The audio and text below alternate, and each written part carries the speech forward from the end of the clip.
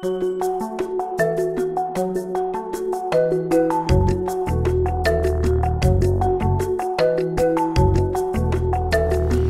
numéro 18 de la JLMB est un numéro d'actualité.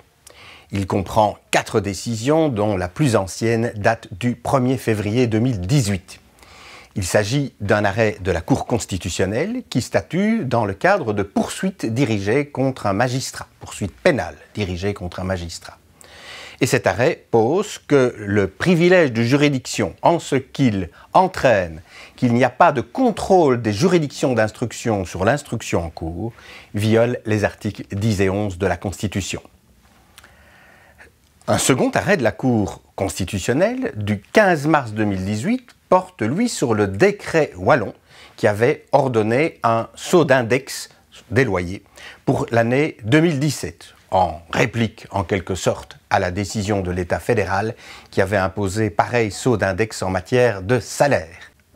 Et la Cour constitutionnelle décide que le décret wallon viole les articles 10 et 11 de la Constitution en ce qu'il vise, d'une façon uniforme, deux catégories de personnes qui ne sont pas dans la même situation. D'une part, ceux qui avaient été victimes de ce saut d'index, et d'autre part, ceux qui n'en avaient pas éprouvé les conséquences.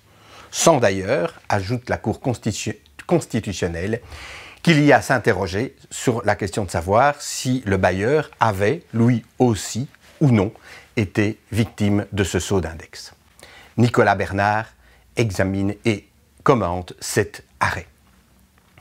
Troisième arrêt de la Cour constitutionnelle, 29 mars 2018, en matière d'aide juridique.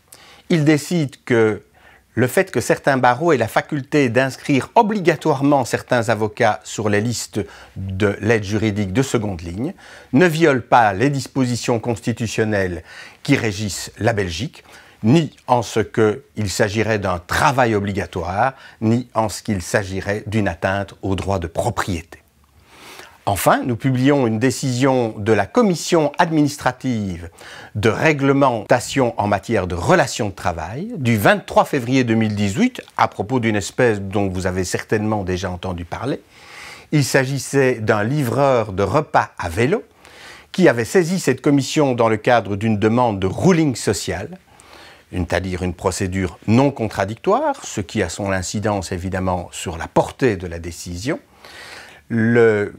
Cette personne qui souhaitait poursuivre son activité de livraison de repas à vélo pour une firme bien connue dénonçait le statut d'indépendant qu'on voulait lui imposer.